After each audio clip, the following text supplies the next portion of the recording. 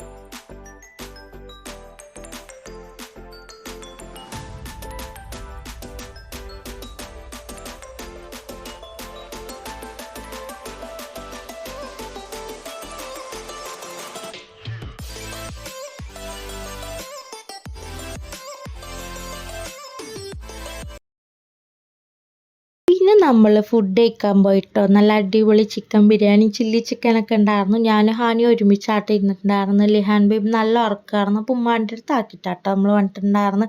അപ്പോൾ ഫുഡൊക്കെ കഴിച്ചിട്ടു. പിന്നെ നല്ല അടിപൊളി കട്ട് ഫ്രൂട്ട്സൊക്കെ ഉണ്ടായിരുന്നു, അതൊക്കെ കഴിച്ചു. പിന്നെ ഞാൻ ലിഹാൻ ബേബിനെ എടുത്തിട്ട് ഉമ്മ കഴിക്കാൻ പോയിട്ടോ.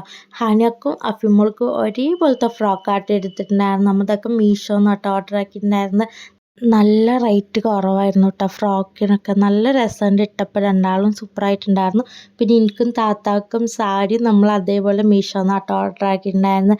അപ്പോൾ ഇതൊക്കെ കസിൻസ് ആട്ടോ. ഞാൻ പറഞ്ഞല്ലോ ആദ്യം തന്നെ എല്ലാവരും പിങ്ക് കളറാട്ടോ നമ്മൾ ഡ്രസ് കോഡ് പറഞ്ഞിട്ടുണ്ടായിരുന്നു.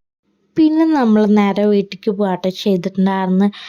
അളിയൻ്റെ അനിയത്തിൻ്റെ മോളുടെ എൻഗേജ്മെൻ്റ് ആയിരുന്നു കേട്ടോ മൺഡേ. അപ്പോൾ അവർക്ക് സൺഡേ വൈകുന്നേരമായിട്ട് മൗലൂദ് ഉണ്ട് പറഞ്ഞിട്ട് നമ്മൾ നേരത്തെ അവിടെ നിന്ന് ഇറങ്ങിയിട്ടുണ്ടായിരുന്നു. പിന്നെ തലേന്ന് മൈലാഞ്ചിക്ക് പോയപ്പോൾ ഹാനിയുടെ ചെരുപ്പ് പൊട്ടിയിട്ടുണ്ടായിരുന്നു കേട്ടോ. അപ്പോൾ റംഷി സൺഡേ രാവിലെ ചെരുപ്പ് കൊണ്ടുവന്നിട്ടുണ്ടായിരുന്നു. അപ്പോൾ അതിൻ്റെ ഒപ്പം കുട്ടീസിന് എല്ലാവർക്കും മുറിക്കാൻ വേണ്ടി ഒരു കേക്കും കൊണ്ടുവന്നിട്ട് അപ്പോൾ നമ്മൾ വൈകുന്നേരം വീട്ടിൽ പോയിട്ടാട്ട് കേക്ക് മുറിച്ചിട്ടുണ്ടായിരുന്നു. അപ്പോൾ അത്തേക്ക് കഴിച്ചു. പിന്നെ ഇത്രയ്ക്കുള്ള കേട്ടോ ഇന്നത്തെ വീഡിയോ ഇഷ്ടമായ എല്ലാവരും ലൈക്കും ഷെയറും കമൻറ്റും സബ്സ്ക്രൈബും കൂടി ചെയ്യണേ. Thank you for watching.